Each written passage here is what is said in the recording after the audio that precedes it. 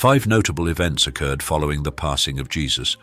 Let's start with the first, a devastating earthquake. This episode was not just any natural phenomenon.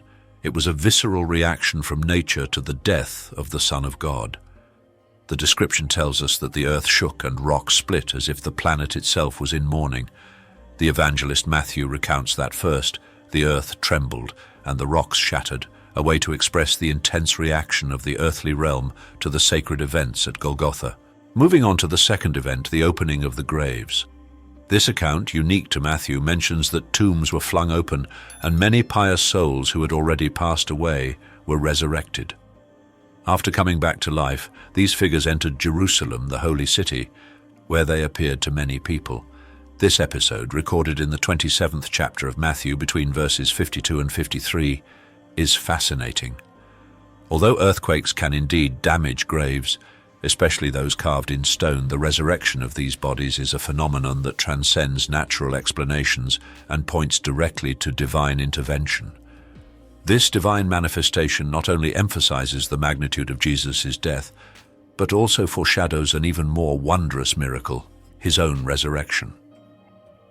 It's interesting to note that, although earthquakes are relatively common events in the Palestine region, given its location on a major seismic fault, the conjunction of this phenomenon with the opening of the graves adds a deeply symbolic layer to the event, reinforcing the uniqueness and sanctity of Jesus' crucifixion. Matthew's exclusive narration of these events underscores the triumphant overcoming of death, achieved through Jesus' sacrifice on the cross. It's intriguing how the people who were brought back to life are poetically described as those who had slept. This term, often used in the New Testament, refers to those who have left this world, but whose eternal destiny is secured, evoking a hope of rebirth. This miraculous resurrection and the subsequent appearances of these souls in Jerusalem are not just isolated supernatural phenomena. They are, in fact, a powerful testament to the deep significance of the crucifixion and the subsequent resurrection of Jesus. These holy people who rose again likely refer to venerated figures from the Old Testament, true pillars of the faith and history of Israel, chosen to bear witness to these extraordinary events. These visions in Jerusalem serve as an unmistakable sign of the effectiveness and transformative power of Jesus' work on the cross. Moreover, they prelude Paul's words about Jesus as the firstfruits of those who have fallen asleep in the first letter to the Corinthians, chapter 15, verses 20 to 23. This passage reminds us that just as death came into the world through one man, the resurrection of the dead also comes through a man.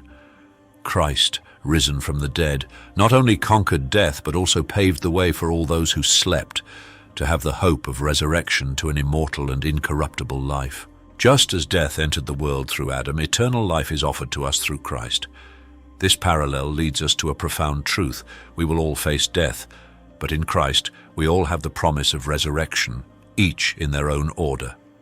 First Christ as the firstfruits, and then at his coming all those who belong to him will be awakened to an immortal and pure life.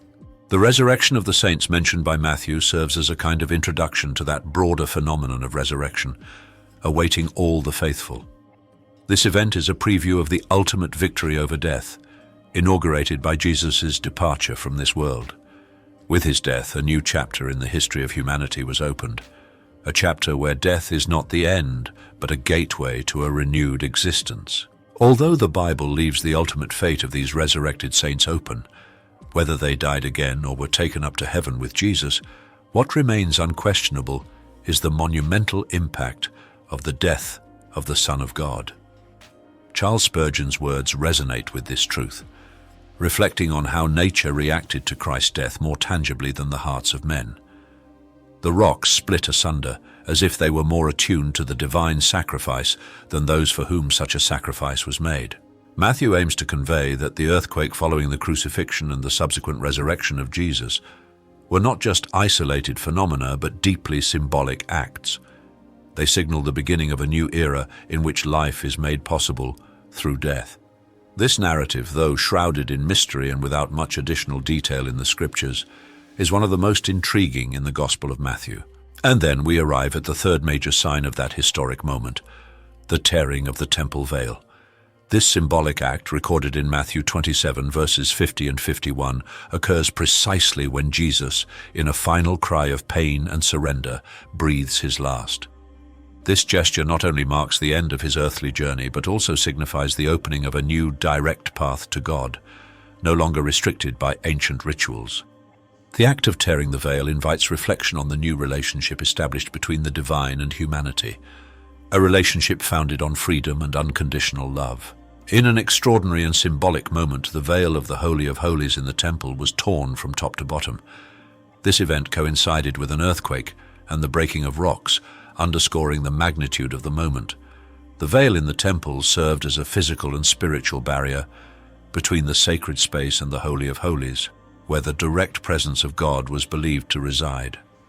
This division was a tangible representation of the distance between divinity and humanity.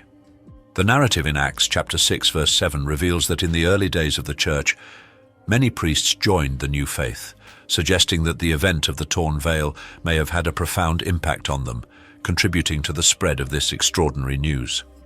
The book of Hebrews in chapters 9 verses 1 to 9 provides a detailed view of the structure and significance of the temple, explaining how the veil separated the Holy of Holies, the place of divine presence, from the rest of the temple accessible to men. The description in the book of Exodus of the making of the veil, using vibrant colors and precious materials, emphasizes its importance and holiness. However, with Christ's death and the tearing of the veil, a new era begins. Christ, our high priest, through his sacrifice, removes the barriers that separate us from God. We believers in his redemptive work are invited to partake in his priesthood and approach the Holy of Holies, the divine presence, with confidence and faith. Hebrews, in the 10th chapter and verses 19 to 20, delivers a powerful and encouraging message. Thanks to Jesus' sacrifice, we have the freedom to approach the most sacred place, the Holy of Holies. This access was achieved through the new and living way that Jesus established through his own body, symbolically represented by the torn veil. As we contemplate this scene, we are presented with a striking metaphor. The flesh of Jesus, torn on our behalf, symbolizes his act of breaking the barrier that separated us from God. The book of Hebrews offers us a richly detailed explanation of the transcendental meaning behind the act of tearing the veil.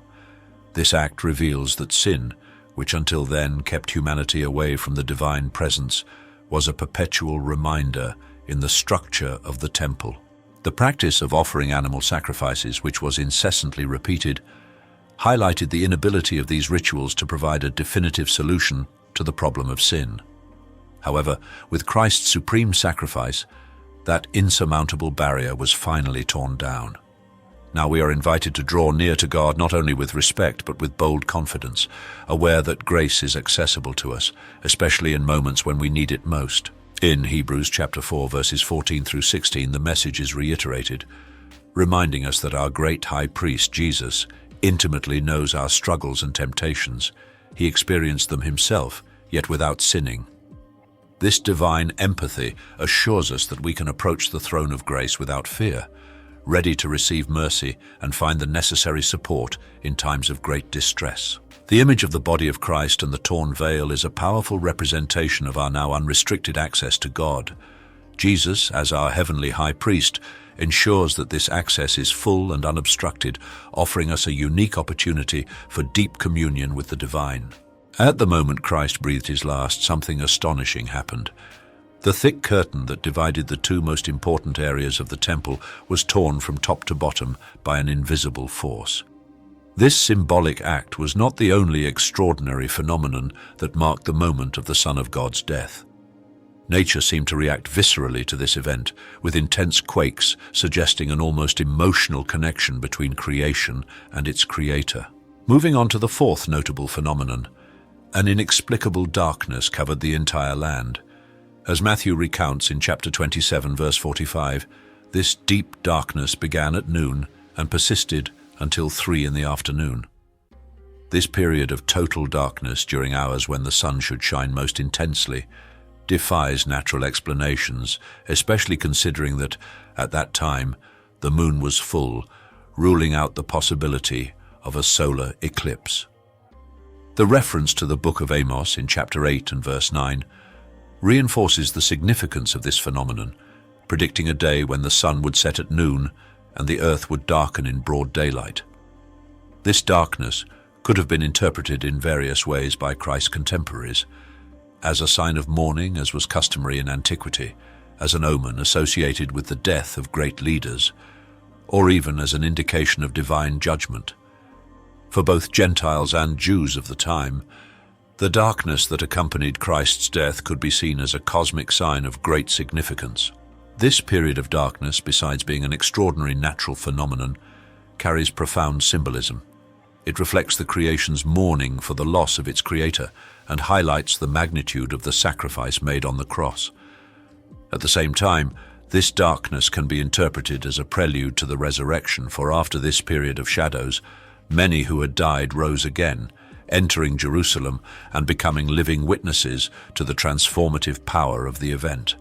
These events together weave a rich tapestry of meaning, highlighting the interconnection between death and resurrection, nature and the divine, and judgment and redemption.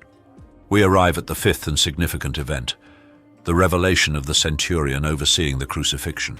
Faced with the earth's tremors and the extraordinary circumstances unfolding, he and his companions were overtaken by reverent fear. They proclaimed in a moment of clarity and conviction, truly this was the Son of God, as recorded in Matthew chapter 27, verses 53 to 54. The centurion's role was to ensure the execution proceeded without incident, leading a group of approximately 100 soldiers. These centurions were career military men, selected for their bravery and cunning, known for their competence and composure. It was a position that required unwavering firmness and rigorous efficiency. For a man accustomed to following orders and familiar with the harsh reality of crucifixions, the execution of Jesus proved to be a uniquely disturbing experience. The centurion's acknowledgement that Jesus was the Son of God transcends mere surprise or fear. It represents a profound shift in perception, indicating that Jesus was innocent of the charges that led him to the cross. This moment of epiphany for the centurion was not just an emotional outburst from an inexperienced soldier, but the sincere realization of a war veteran, a man accustomed to human suffering and death. Therefore, the conclusion he reached carries significant weight. This centurion was aware of Jesus' condemnation by the Jewish religious leaders for blasphemy and the subsequent ratification of that condemnation by Pontius Pilate. Yet, faced with the supernatural events he witnessed, he chose to reject that condemnation and recognize Jesus' true identity. The events surrounding the arrest, trial, and crucifixion of Jesus are portrayed in a series of deeply impactful scenes that, combined, form a powerfully compelling narrative about his nature and mission. One of the first standout scenes is how Jesus faced the injustice imposed by his own countrymen. From his arrest to the trials, Jesus exhibited remarkable serenity and dignity, even in the face of the harshest adversities and tortures inflicted by the soldiers under the centurion's command. His stance in the face of violence and hostility evokes the image of a silent lamb before its sacrifice, a powerful metaphor for his voluntary acceptance of suffering. During his trial, as Mark narrates in chapter 15, verses 11 to 15, we witness the manipulation of the chief priests, who incite the crowd to choose Barabbas over Jesus. Pilate, in an attempt to appease the mob, ends up yielding to their demands, even questioning the justice of that decision. The frenzied crowd calls for Jesus' crucifixion, disregarding the lack of evidence for any crime. Amidst this chaos, Jesus' response is marked by an altruistic concern for the forgiveness of those who rejected him and the soldiers responsible for his execution, including the centurion. His final words, "Father, forgive them, for they do not know what they do," as Luke records in chapter 23, verses 34 to 39, reflect unconditional mercy and love, even in the face of the cruelest betrayals and suffering. Even as he suffered on the cross, surrounded by the mockeries of the leaders, the soldiers, and even one of the criminals crucified beside him, Jesus maintained his focus on compassion and forgiveness. The inscription above his head, "This is the King of the Jews," and the accompanying provocations did not shake his resolve to fulfill his mission to the end. This narrative that unfolds in the final moments of Jesus is indeed a profound statement about the nature of faith, the strength of love, and the power of redemption. The division of Christ's garments by the soldiers, as mentioned in Matthew chapter 27, verses 35 to 36, symbolizes not only Jesus' final humiliation, but also the imminence of his death and the indifference of those around him. The reaction of the centurion and the soldiers to the supernatural and dramatic context of Jesus' crucifixion underscores the deep impression left by this extraordinary event. For men accustomed to the harshness of battle and indifference to death, the earthquake, the inexplicable darkness, and Jesus' stance in the face of suffering represented an unprecedented shock, leading them to a re-evaluation of their beliefs and values. The centurion's realization that Jesus was indeed the Son of God reflects a profound change in perspective, marked by the recognition of Christ's divinity and the understanding that there was something singular and transcendental in that moment. This realization at the foot of the cross symbolizes common ground where all human differences dissipate, revealing the universality of Christ's message and the equality of all before the sacrifice of Calvary. This experience at the foot of the cross invites everyone, regardless of their status or history, to reflect on the magnitude of divine love and the importance of surrender and sacrifice. The call to know Christ and his love more deeply is an invitation to a continuous journey of faith, transformation, and discovery. Regarding the soldiers who witnessed these events and had a direct encounter with the figure of Jesus, the Bible does not provide specific details about the course of their lives after the crucifixion. However, it's reasonable to speculate that the impact of those moments could have led some to profound reflection and, possibly, a change in life.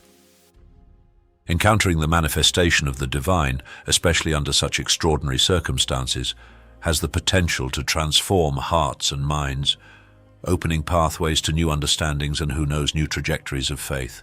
The story of the centurion, who, according to tradition, was named Longinus and is said to have become a fervent follower of Christ to the point of martyrdom, is indeed an inspiring narrative, though it is beyond the scope of biblical accounts. This tradition points to the profound impact that an encounter with Jesus can have on a person's life, transforming them from an executor of orders into a proclaimer of faith. The transformation of the centurion reflects the transformative power of Christ's cross. Starting as a Roman officer in charge of an execution, he ended the day with the revelation that Jesus was, in fact, the Son of God. This change not only highlights Jesus' personal influence, but also the power of his mission and sacrifice, capable of touching and transforming the hardest of hearts. Jesus' initiative in salvation is an open invitation to all. His death on the cross was an act of unconditional love, offering all of us the chance for redemption and a new life. In dying, Jesus not only fulfilled his Father's will, but also won us for himself, despite our sinful condition. By sharing these reflections, I hope to have contributed to your understanding and inspired a deeper connection with the story and teachings of Jesus. I appreciate your attention and invite you to continue exploring these truths, allowing them to illuminate your path and enrich your spiritual journey. May you be blessed with peace, understanding, and the joy of knowing Christ's transformative love more deeply.